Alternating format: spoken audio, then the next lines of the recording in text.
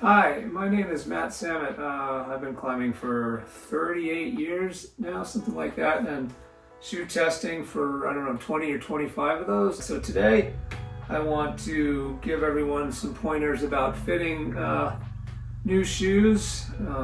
How tight is too tight? How tight is just tight enough? We're going to do 4 pairs. We'll start with the lace-up pair. I have the Instinct Lace here from Scarpa. We'll go to the next sort of step down, which is a double Velcro closure. These are the Red Chili Voltage 2s. We'll drop down to a single Velcro closure. These are the Evolv Defys, the new ones, redesigned, more of an all-around shoe. And then at the end, we'll go down to a slipper that has no closure other than the elastic upper itself. So it has the least sort of amount of options. So with lace up, typically with lace up, you're going to be wearing them for a longer duration because if you're taking them on and off a lot, the laces aren't super convenient. Or you're using them for something hyper specific like a bouldering project or a red point or something like that.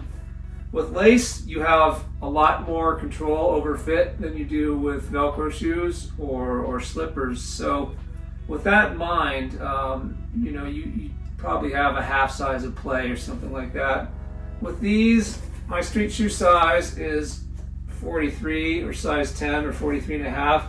These are size 41. But when you go to the store, you want to start by unlacing them as much as possible. So you get them nice and loose, all the way down to the toe box.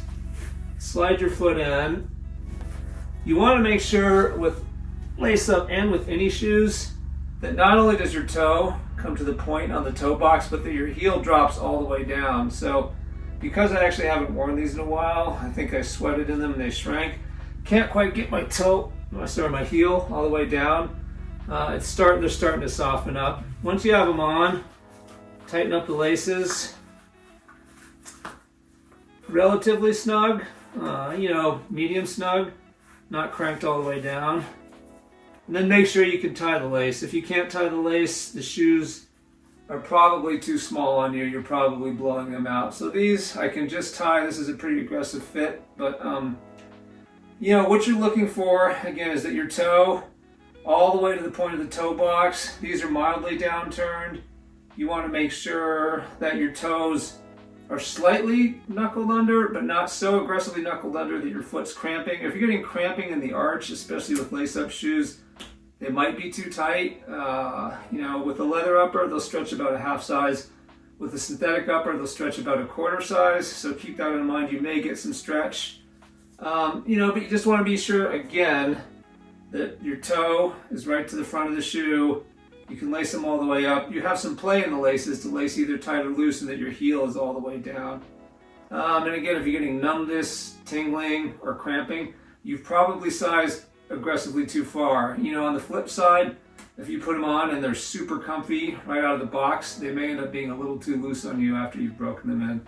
I err on the side of, let's say, slight discomfort with new shoes. Usually for me, it's like a 2-step break-in process. I'll wear them at home, and I'll just sort of wear them sitting there watching TV for a few nights till they've conformed to my foot. Then I'll take them to the gym, climb there. I usually start by doing rope climbing since you don't really want to be jumping off boulder columns in tight shoes. It really hurts your toenails and your toes. Once I feel like they're sort of adequately stretched and conformed to my foot, then I'll take them outside. So that's lace up. The next pair we have here are the Red Chili Voltage 2s.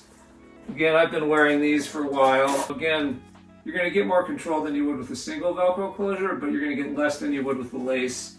I'm looking to size about like I did with the lace. I'll pull them onto my big right foot again. I think, again, these are shrank a little because it's been a while since I've worn them. But as with the lace, I want to be sure that I'm right at the front of the toe box.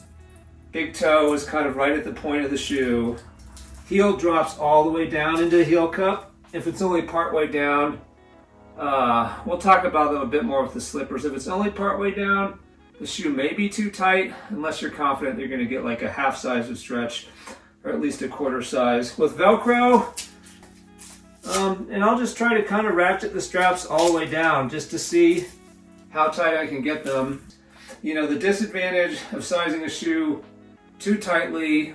Say you want just absolute maximum performance with the toe box and your toes jammed forward as far as possible.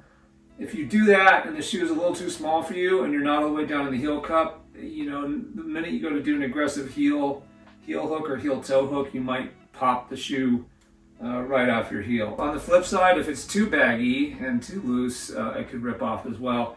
So if you're able to, when you're, say, at a shoe demo or at the store, test a shoe, test it for the big toe, but also for sure test it for the heel toe. The next shoe I have is the Evolv Defy. So this is more of an all-arounder, single Velcro closure. So with these, you want to size pretty closely to the exact size of your foot, because if they stretch, you're just not going to get that much play with the strap. So if they start out just already a little too comfortable, a little too soft, unless you're planning on wearing them on moderate multi-pitch or maybe with socks because you're in the mountains, you want to size, again, pretty close to the actual size of your foot.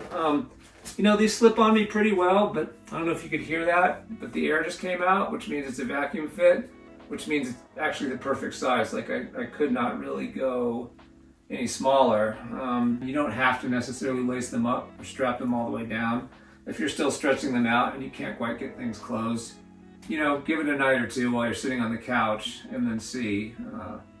And once you can slide into them a little more comfortably, maybe then you start using the closures. Sometimes I'll even do pitches with the shoes untied or unvelcroed while they're still really tight.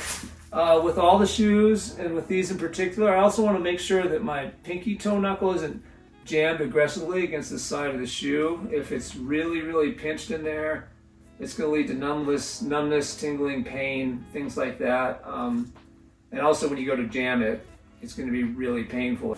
Now I will go to the tightest pair of shoes I have here, which is a pair of pure slippers. These are the Instinct. There can be some variance when shoes are handmade. There's some variance in the sizes, sometimes up to half a size. So these came in quite tight, and I haven't done much break-in with them yet, but that's okay. So with slippers that don't have a closure, you really do need to size down, because as soon as you break them in, and once you're halfway through that sole, or even on a resole or two, you have no recourse if the shoe has gotten baggy or loose. There's no way to tighten them down. It all relies on the last. And slippers will stretch, especially leather slippers. Some of my old pairs, by the end, I'm sure they're a full size bigger than when I got them. So I do tend to size them pretty aggressively, which means a longer break-in, more nights on the couch, more time in the gym, shorter pitches at first. So one thing though with really tight shoes, and you might have seen Adam Ondra do it, is a lot of shoes come with these plastic coverings or inserts in the shoe box, basically just like a plastic bag. And with these, because I haven't put much work into breaking them in, I'm not going to be able to get my heel down without the plastic. So I get my heel partially in, pull the pull tabs back, put the plastic under my heel, and then with both pull tabs and the plastic between my heel and the heel cup, I pull the shoe on. Voila, it's all the way on. I want them pretty tight out of the box. There's plenty of different variations and flavors out there, but I think that the takeaway should be big toe to the front of the toe box, sometimes curled lightly under, depends on the shoe, if it's down turned or down cambered. If it's flat, you want a neutral fit. Pinky toe, not pressing too hard against the side, against the ram. No cramping through the arch, no numbness or tingling, and you want your heel to settle all the way down in the heel cup, and that's going to be a good fit for you. And again, if you can test drive shoes at a climbing wall at the store or at the gym, or you can go to a shoe demo, I would recommend that. All the shoes on the market these days, there's a lot of really good rock shoes out there, and a lot of what makes a shoe quote unquote good for individuals is just how well it fits your foot, because we all have different shapes, sizes, volumes, widths of feet. So get out there, get climbing, and I hope you find the right pair of shoes for you.